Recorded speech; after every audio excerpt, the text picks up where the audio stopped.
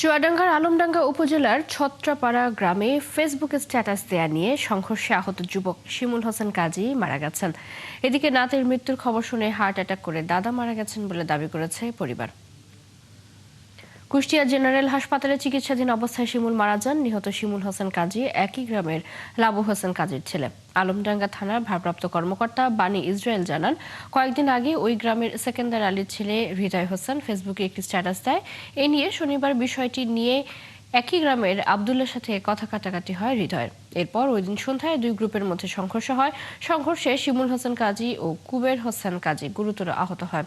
নাতি শিমুল কাজীর মৃত্যুর খবর শুনে হার্ট অ্যাটাকে দাদা নাজিম উদ্দিন কাজী মারা যায় বলে দাবি করেছে পরিবার।